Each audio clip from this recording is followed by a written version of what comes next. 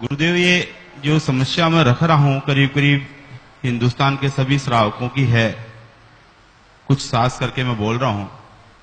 अभी एक आचार्य श्री की मैं नाम नहीं लेना चाहूंगा, उनकी मैं प्रवचन माला पढ़ रहा था। उसमें लिखा कि साधु संतों को एसी, कूलर, पंखा, मोबाइल आदि यदि कोई श्रावक यदि उपलब्ध कराता है तो वो मुनि हत्या का दोषी है। दूसरी तरफ कुछ श्रावक ये भी कहते हैं कि एसी वगैरह इस भयंकर गर्मी के अंदर ये तो पुण्य का कार्य है, और साधु संत भी उसको सहर्ष स्वीकारते हैं। एक महाराज जी का भी प्रवचन भी सुना, उन्होंने कहा कि वो साधु सदगति का भी पात्र नहीं है जो इन सुविधाओं का उपयोग करता है, और श्रावक के नमोस्तु का पात्र भी नहीं है। तो ऐसी स्थिति में हम श्रावक क्या करें? क्या आगम संगत है वो चीज हमको बताएं।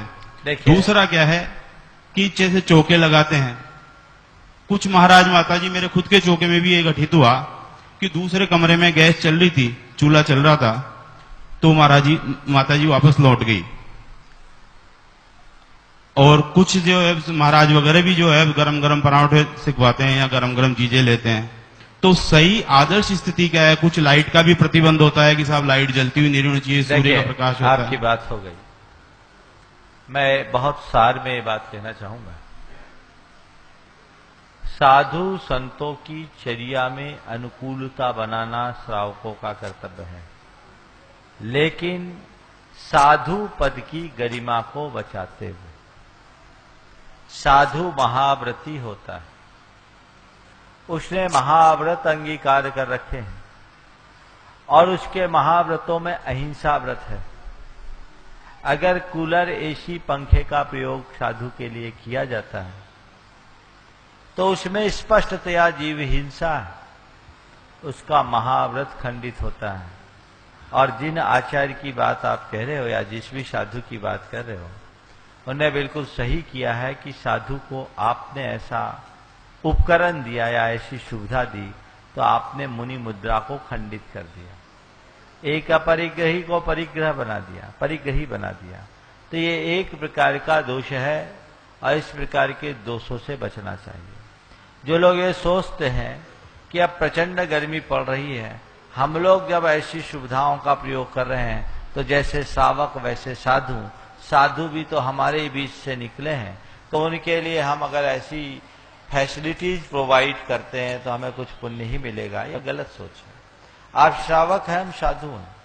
साधु वो है जो साधना करे, उसे साधुत्व की मर्यादा को बचा करके रखना चाहिए। जैसे एक मुद्रा है, मुद्रा आप रुपया चलाते हैं ना, रुपया कब चलता है? किसी भी कागज को रुपया बना देते हैं क्या? किसको रुपया मानते हैं? जिसमें रिजर्व बैंक की, गवर्नर की साइन होती है। वो साइन उल्टी पुल्टी होगी, रुपया चलेगा क्या? नहीं। तो ये मुनि मुद्रा है। ये मुद्रा तभी चलन के योग्य है जब भगवान के द्वारा प्रतिपादित 28 मूल गुणों की सील उसमें लगी हुई हो, तब। यदि वो खंडित होती है तो ठीक बात नहीं है। साधु अगर इन सर्दी गर्मी आजकल बहुत पड़ती है, हम लोग भी जानते हैं, और हम लोग भी बहुत सर्दी गर्मी को बर्दाश्त करते हैं, ऐसी बात नहीं है। लेकिन उसके लिए श्रावकों को चाहिए अपने यहाँ साधुओं के रहने योग्य स्थान बनाए, तलघर बना करके रखे जहाँ थोड़ी गर्मी का प्रकोप कम हो। सर्दी में इस तरह के मकान बना दे जिसमें सर्दी का प्रकोप कम हो। निर्वध आप अगर साधु की व्यवस्था करते हैं तो कोई बाधा नहीं, और सावध यदि आप व्यवस्था करते हैं निश्चयतः पाप के भागी होते हैं। आचार्य कुंद ने इसे घोर पाप कहा, निंदनीय कार्य कहा। और जो गर्म भोजन कर रहा है उसको बोलते हैं अधः कर्म। अधः कर्म की सेवा तो कतई नहीं करनी चाहिए। ये अधः कर्म और औद्देशिक को बहुत बड़ा दोष हमारे शास्त्रों में बताया। जो भी साधु इस प्रकार की क्रियाओं को स्वीकार करते हैं वे अपना भी अहित करते हैं, और जो उनकी चर्या को बिगाड़कर ऐसे कार्यों की अनुमोदना करते हैं वे भी अपना अहित करते हैं। हमारी कोशिश होनी चाहिए। 2500 वर्ष हो गए भगवान महावीर को, उनके द्वारा प्रवर्तित मार्ग आगे भी निर्बाध इसी तरह से चलता रहे, ऐसा हमारा प्रयास होना चाहिए। उसमें कोई क्षति ना पहुंचे, श्रावकों की जिम्मेदारी है। आज ऐसी बात नहीं है कि हम लोग थोड़ा बर्दाश्त न कर पाए। मनुष्य जैसे जैसे चाहे वैसे वैसे सहन कर सकता है। मेरे संपर्क में बहुत से ऐसे गृहस्थ हैं जो हर स्तर की सुविधाओं को उपलब्ध करने की स्थिति में है, लेकिन खुद इस सुविधा का प्रयोग नहीं करते। तो साधुओं को तो उनसे ऊपर होना चाहिए। हम आपसे अपना स्तर ऊंचा नहीं रखेंगे तो आपको क्या प्रेरणा देंगे। इसी प्रकार आजकल फ्लैश का प्रयोग भी अंधाधुंध होने लगा।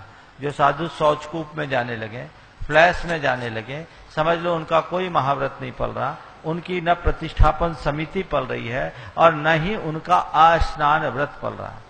क्योंकि फ्लैश में जाने के बाद उन्हें स्नान तो करना ही पड़ेगा, और फ्लैश में जाने वाले के पिच्छी कमंडल का क्या उपयोग। वहां तो सिस्टम से पानी जाएगा, वो कैसा पानी है ये विचार नहीं है। समय कार्य के अनुरूप चर्या में बदलाव की बात यदि कहो तो मैं यही कहता हूं कि हम सूरज की प्रचंड किरणों की तरफ मुख करके कभी बैठते थे, आज 3 मंजिल के मकान के नीचे तल में बैठे या भूतल में जाकर के बैठ जाएं, ये तो स्वीकार किया जा सकता है। लेकिन इसको हम बर्दाश्त न कर पाए तो अपने चारों तरफ अब एसी लगा ले या आप गृहस्थों जैसी सुविधाएं लेने लगे तो ये बात कतई आगमानुकूल नहीं है। श्रावकों को इस पर बहुत गंभीरता से विचारना चाहिए। श्रावक यदि जागरूक होगा तो शिथिलाचार अपने आप खत्म हो जाएगा। पहले हमारे यहाँ शिथिलाचार पर आवाज उठती थी, अब शिथिलाचार तो बहुत गौण हो गए, अब तो अनाचार भी बढ़ने लगे हैं और समाज उसे स्वीकार करने लगी है। ये युग की विडंबना है। समाज को इस तरफ बहुत गंभीरता से ध्यान देना चाहिए और तब आगे बढ़ना चाहिए। इसमें महाराज जी लेकिन समाज के ही लोग बाग जो दूसरे कहते हैं कि क्यों साधु की दूरशीष लेते हो, 2-4 दिन आए महाराज तो, और या हम लोग जो विरोध करते हैं तो उनके आंख के किरकिरे हो जाते हैं। आप विरोध मत करिए, विरोध करिएगा तो निश्चित आपके किरकिरे बनिएगा। अपना विवेक जगाइए। श्रावकों का विवेक जिस दिन जागेगा उसी दिन हम साधु परंपरा को स्वस्थ रख सकेंगे। आज साधुओं के साथ श्रावकों का भी विवेक खत्म हो रहा है। मैं क्या कहूं, साधु मोही है और गृहस्थ लोभी है। दोनों की जब आपस में गठजोड़ बन गई तो धर्म हमारा एक तरफ धरा रह गया। दोनों को जागरूक होने की जरूरत है, अपने विवेक का परिचय देने की आवश्यकता है, तभी हम मार्ग को अक्षुण्ण रख सकेंगे। नमस्ते।